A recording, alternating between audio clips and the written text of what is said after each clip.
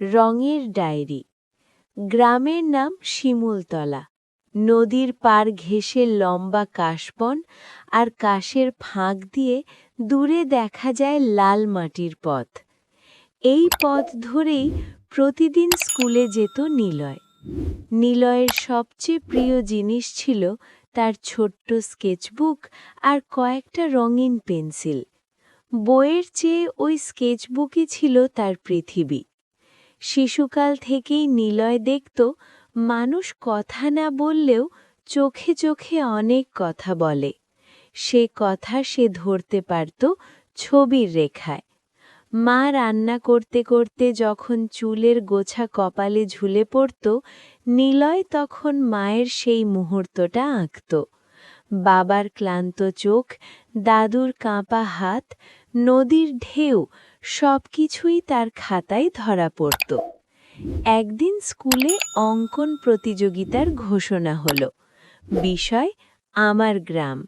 নিলয়ের বুক কেঁপে উঠল আনন্দে। সে জানত তার গ্রামের গল্প সে রঙে বলতে পারবে। সেদিন বিকেলে নদীর ধারে বসে সে আঁকতে শুরু করল। কাগজে উঠল সূর্যাস্তের লাল কমলা আলো, নৌকার ছায়া, কাশফুলের সাদা হাসি। কিন্তু ছবির মাঝখানে সে আঁকল এক বৃদ্ধাকে, যিনি প্রতিদিন নদীর ধারে বসে অপেক্ষা করেন। কেউ জানে না কিসের অপেক্ষা। নিলয় জানত না তার নাম, কিন্তু তার চোখে ছিল একরাশ গল্প। প্রতিযোগিতার দিন এলো। শহরের বড় স্কুলে আয়োজন। নিলয় প্রথমবার শহরে এলো। উঁচু বিল্ডিং, ভিড়, আলো সবকিছু তাকে একটু ভরও দিচ্ছিল। কিন্তু ছবি জমা দেওয়ার সময় তার হাত কাঁপল না।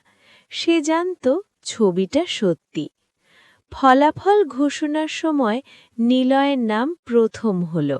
শিক্ষকরা বললেন, এই ছবিতে শুধু গ্রাম নয়, মানুষের অনুভূতিও ধরা পড়েছে। নিলয় পুরস্কার নিল, কিন্তু তার চোখ খুঁজছিল সেই বৃদ্ধাকে। পুরস্কার বিতরণ শেষে সে বাড়ি ফিরল। পথে নদীর ধারে গিয়ে দেখল সেই বৃদ্ধা বসে আছেন। নিলয় সাহস করে এগিয়ে গেল। ঠাকুমা, আমি আপনার ছবি এঁকেছিলাম। বৃদ্ধা হাসলেন, বললেন, ছবি মানুষকে অমর করে বাবা। তিনি জানালেন তিনি একসময় চিত্রশিল্পী ছিলেন। জীবন তাকে নদীর ধারে এনে বসিয়েছে, কিন্তু রঙের প্রেম ছাড়েনি। সেদিন থেকে নিলয় প্রতিদিন তার কাছে যেত। তিনি শেখাতেন রেখার ভাষা, আলো ছায়ার গান। বলতেন, ছবি আঁকা মানে শুধু সুন্দর করা নয়, সত্য বলা। বছর গড়াল, নিলয় বড় হল, শহরের আর্ট কলেজে ভর্তি হল। কিন্তু সে গ্রাম ভুলল না। তার ছবিতে ফিরত শিমুলতলা, নদী, কাশবন আর সেই অপেক্ষার চোখ। এক প্রদর্শনীতে তার ছবি দেখে এক বিদেশি সংগ্রাহক বললেন, তোমার ছবিতে সময় থেমে থাকে। নিলয় মনে মনে বলল, সময় থামে না, সে শুধু রঙে ধরা পড়ে। শেষ ছবিটা সে উৎসর্গ করল সেই বৃদ্ধাকে। ছবির নিচে লিখল, রঙের ডায়েরি, যেখানে মানুষ কথা বলে রেখায়। এভাবেই নিলয়ের গল্প চলতে থাকল। ছবি আঁকার গল্প, জীবনের গল্প আর সত্যের গল্প।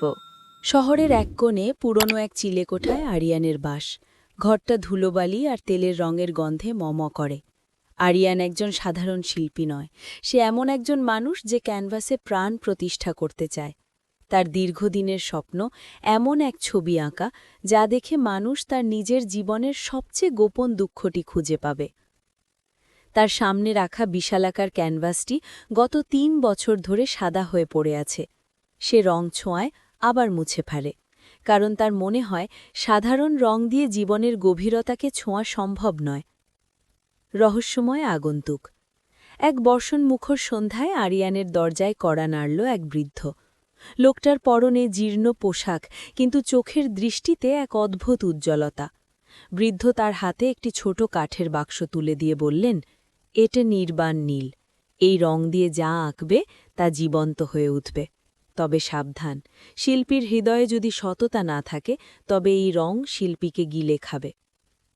আরিয়ান কোনো কথা বলার আগেই বৃদ্ধ অন্ধকারে মিলিয়ে গেলেন। বাক্সের ভেতরে ছিল নীল রঙের এক ছোট শিশি। সেই নীল কোনো সাধারণ নীল নয়, যেন আকাশের বিশালতা আর সমুদ্রের গভীরতা এক বিন্দুতে এসে মিশেছে। সৃষ্টির উন্মাদনা। আরিয়ান আঁকা শুরু করল। সেই নীল রংটি ক্যানভাসে ছোঁয়ামাত্রই ঘরটা যেন এক অপার্থিব আলোয় ভরে উঠল। সে আঁকতে শুরু করল তার শৈশবের সেই হারানো নদী, যা এখন মরুভূমি হয়ে গেছে। সে আঁকল তার মায়ের চোখের সেই জল, যা কোনোদিন কেউ মুছে দেয়নি। দিন রাত এক করে সে কাজ করতে লাগল। তার খাওয়া নেই, ঘুম নেই। শরীরের প্রতিটি রক্তবিন্দু যেন তুলির ডগায় এসে জমা হচ্ছে। ধীরে ধীরে ক্যানভাসে এক নারীর অবয়ব ফুটে উঠল। সেই নারী কে? আরিয়ানও নিজে জানে না, কিন্তু তার মনে হল এই নারীই পৃথিবীর সমস্ত বেদনার প্রতীক। শিল্পের জীবন আর শিল্পীর ক্ষয়। গল্পের মধ্যভাগ। গল্পের এই অংশে আরিয়ানের মানসিক পরিবর্তনের বর্ণনা থাকে। সে লক্ষ্য করল যতবার সে রং ব্যবহার করছে ততবার তার নিজের গায়ের রং থ্যাকাশে হয়ে যাচ্ছে, যেন ছবিটা তার শরীর থেকে প্রাণ শুষে নিচ্ছে। বন্ধুর সতর্কবার্তা। তার একমাত্র বন্ধু নিলয় একদিন ঘরে ঢুকে আতকে উঠল। সে দেখল আরিয়ান কঙ্কালসার হয়ে গেছে, কিন্তু ছবিটা এতটাই উজ্জ্বল যে মনে হচ্ছে সেটি শ্বাস নিচ্ছে। শহরের বিস্ময়। খবর ছড়িয়ে পড়ল। বড় বড় গ্যালারির মালিকরা আসতে চাইল, কিন্তু আরিয়ান কাউকে ঢুকতে দিল না।